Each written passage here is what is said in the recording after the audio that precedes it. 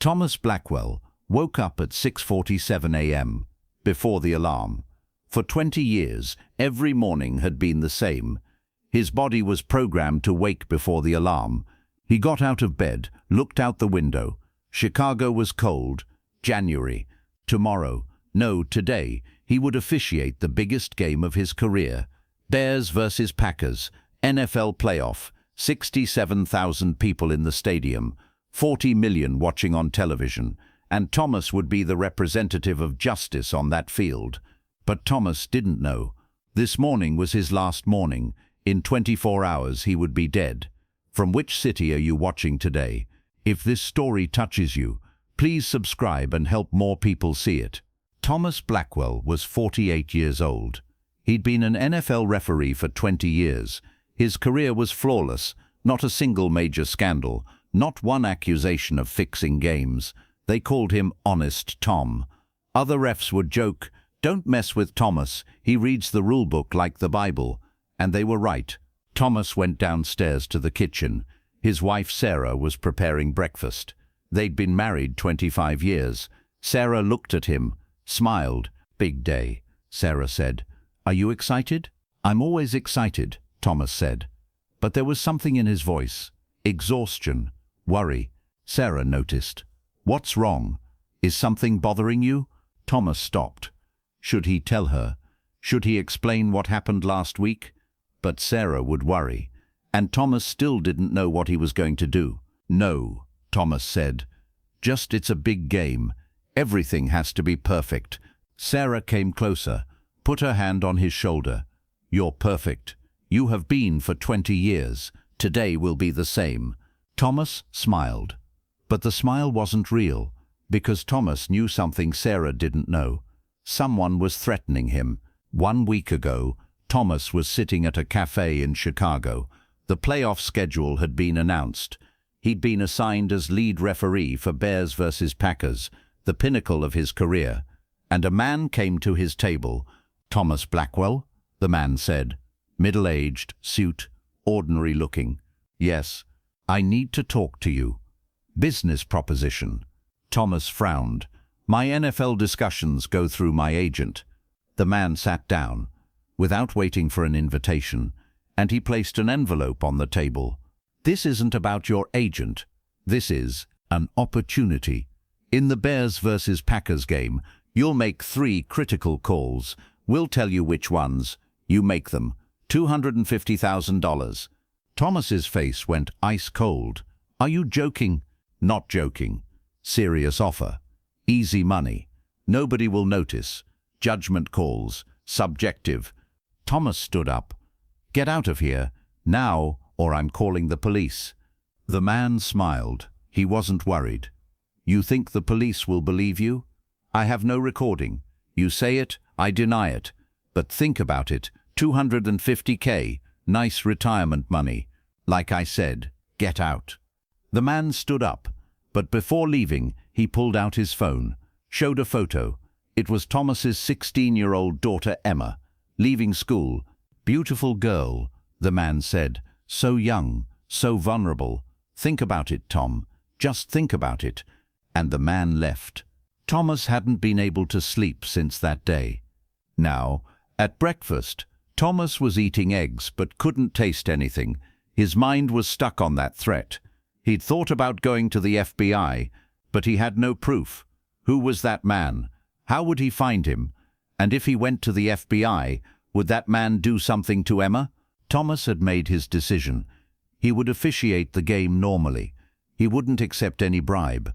And after the game, he'd gather evidence, then go to the FBI. But first, he had to finish the game, officiate it correctly. Sarah's voice pulled Thomas from his thoughts. "Tom, will you take Emma to school?" "Of course," Thomas said. Emma came downstairs, 16 years old, high school junior, bright, happy, innocent. Thomas looked at her and his heart ached. He had to protect her from everything. "Ready, sweetheart," Thomas said. "Yes, Dad." "Are you excited about tomorrow's game?" "Very," Thomas said. And this time, his smile was genuine. For Emma, in the car, As Thomas drove Emma to school, he noticed a car in the rearview mirror, black sedan. It seemed to be following, but Thomas couldn't be sure. Was he being paranoid? "Dad, are you okay?" Emma asked.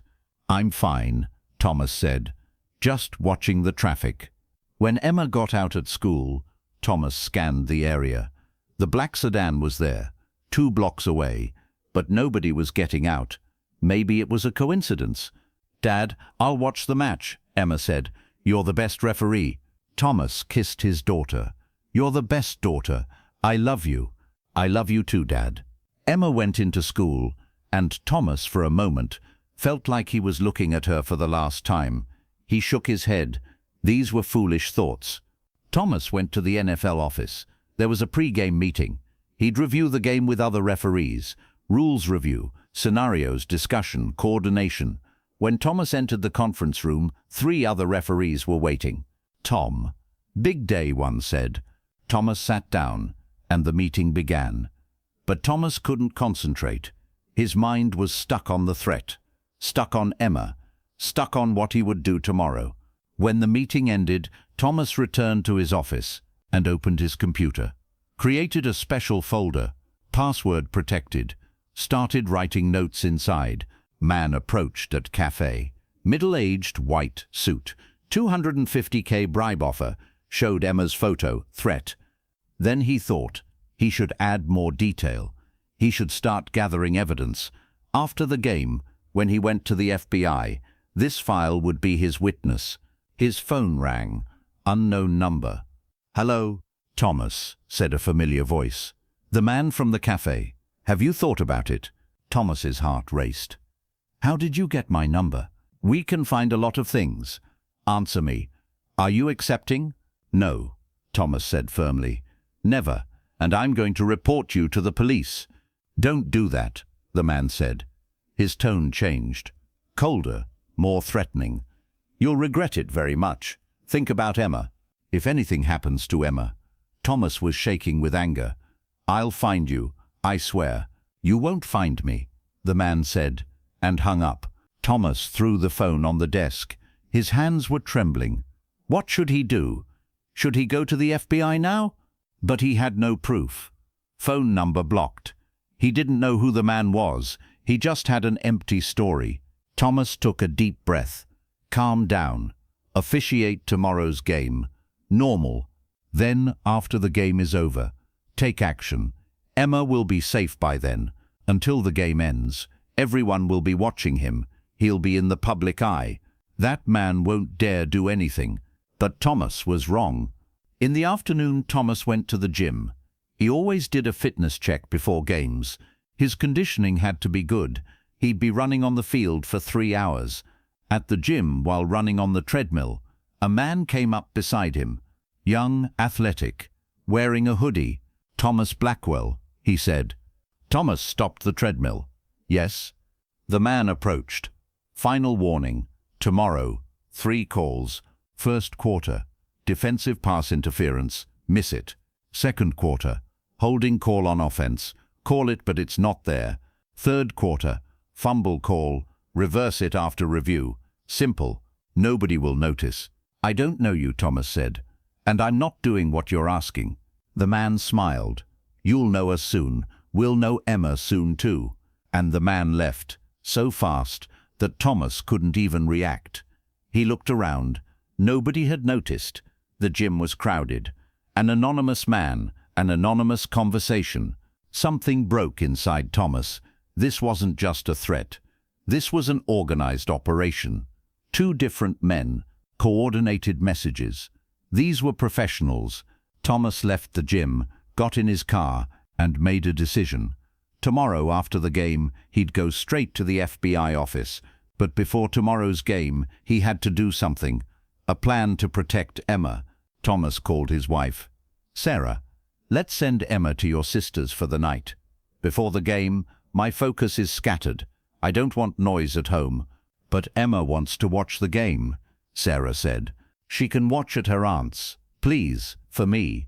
Sarah paused. There was something in Thomas's voice. Urgent. "Okay," Sarah said. "Did something happen, Tom?" No, just, the game is very important. I want to feel comfortable. Emma went to Sarah's sister's house that night. Thomas felt a bit relieved. At least Emma wasn't at home. If someone tried to do something, Emma was safe.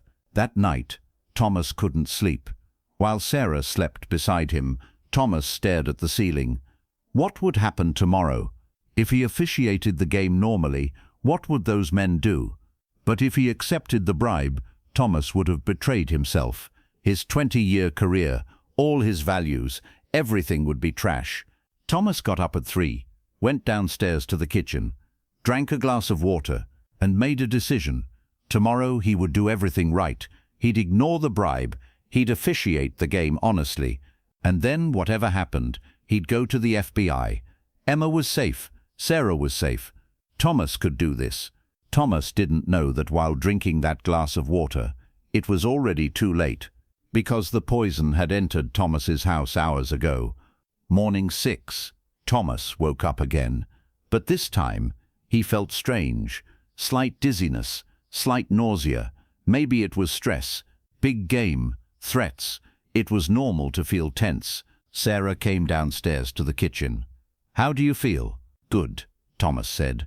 But he wasn't good. His body ached. He was tired. Thomas ate breakfast.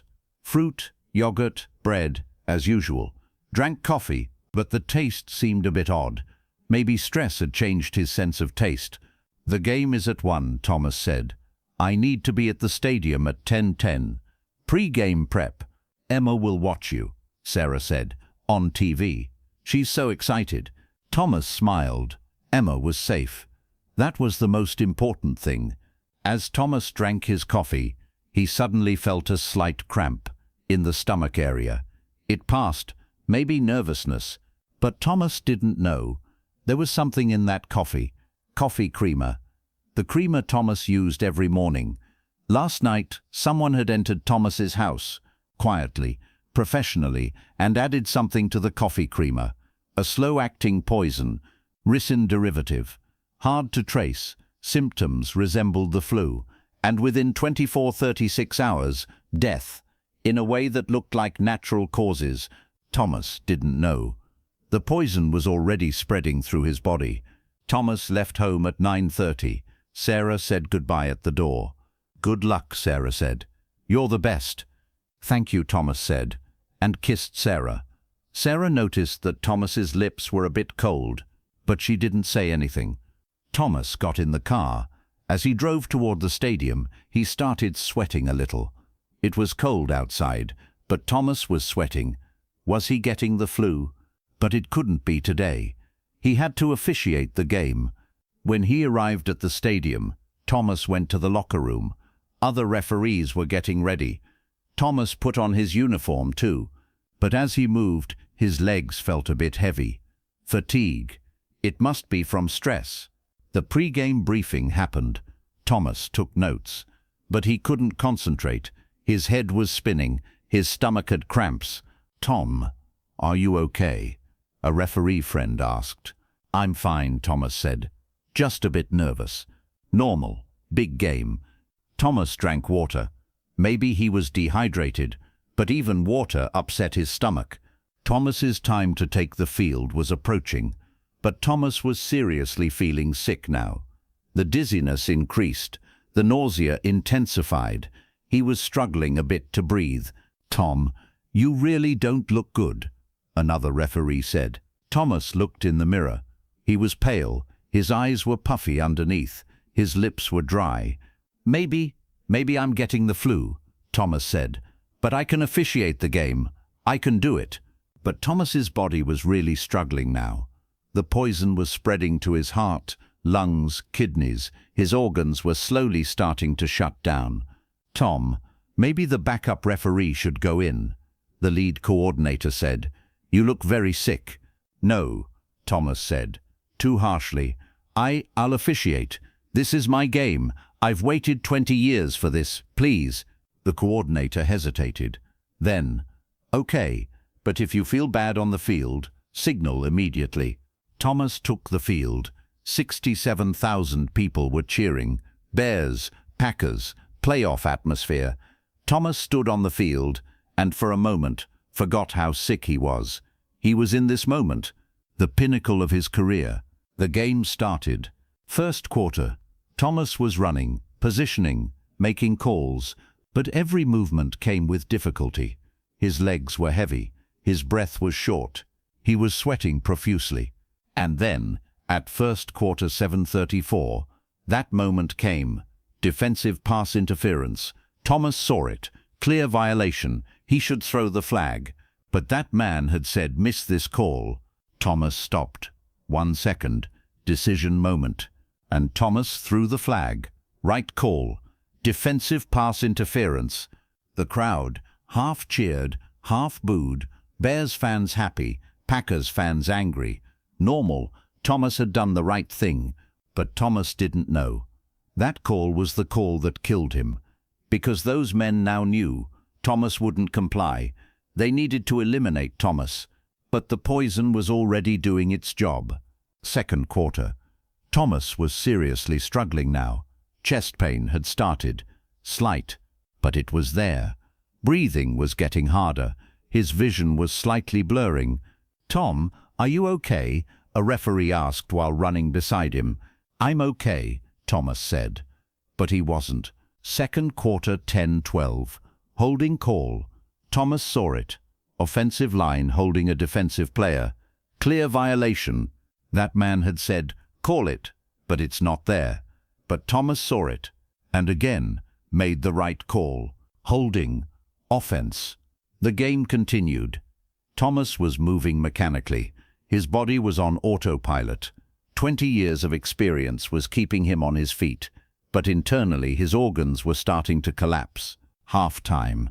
Thomas returned to the locker room, sat down, put his head between his hands. The chest pain had increased. Breathing was very hard. Sweating was out of control.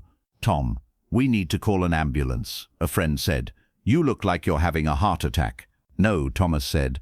Just flu. Let me rest a bit. I'll officiate the second half." But Thomas knew now. This wasn't flu. This was something more serious. Maybe a heart attack. Maybe this game was his last game. Thomas pulled out his phone, called Sarah, but the phone didn't ring. Battery was dead. Thomas cursed. "Tom, I'm serious," the coordinator said. "Backup should go in. You're too sick." Thomas stood up, swayed, but forced himself to steady. "One more quarter, please. One more quarter, then I'll come out. Promise." The coordinator was hesitant, but agreed. Third quarter started. Thomas on the field, but now every step was torture. His vision was darkening at the edges. He couldn't breathe.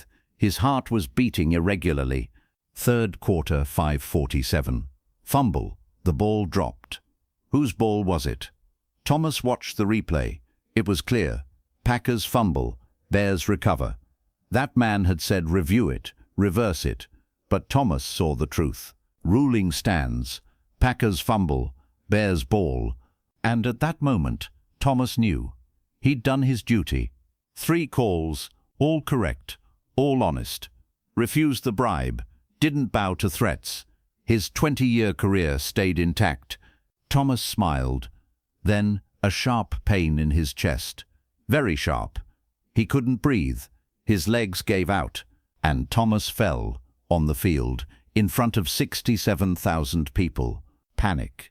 Coaches ran. Medical team ran. Players stopped. The crowd went silent. Thomas was lying on his back. The sky was so bright. He couldn't breathe. His chest was burning. And he heard a voice. Sarah's voice. No, it wasn't real. Imagination. "Tom, please." The medical team started CPR, defibrillator, but Thomas's heart had stopped. They tried to restart it. Once, twice, 3 times. The ambulance came. They put Thomas on a stretcher. Sarah arrived at the stadium with Emma. They ran in panic. But it was too late. Thomas Blackwell died in the ambulance on the way to the hospital. 48 years old, at the pinnacle of his 20-year career, while doing the right thing. And those men were watching on screens and thinking, problem solved. backup referee will finish the game. They can control the backup. Their plan succeeded, but they were wrong. Because before Thomas Blackwell died, he had done something. Prepared a file. Secret. Encrypted. And that file would bring their end.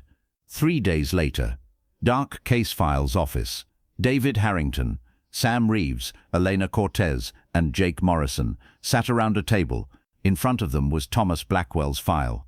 Official autopsy report. Natural death. Heart attack, David said. But the family doctor doesn't accept it. Thomas was in perfect health. Full checkup 2 weeks ago. No problems. Sam read the file. Autopsy was superficial. Basic toxicology, only common drugs tested. The family hired us, David said.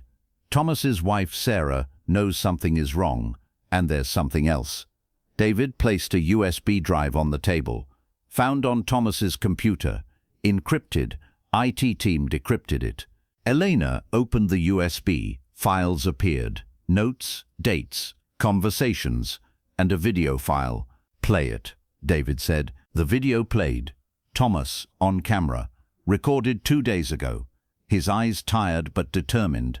If you're watching this video, I'm probably dead, Thomas said, and I need to tell you something. I was offered a bribe, $250,000 to make specific calls in the Bears versus Packers game. I refused. Then I was threatened. My daughter Emma was threatened. 2 different men came, an organized operation. I didn't report to the NFL because I had no proof. But now, I'm recording this. If something happens to me, accident, heart attack, whatever, please investigate. This is not natural. This is murder. And find the men.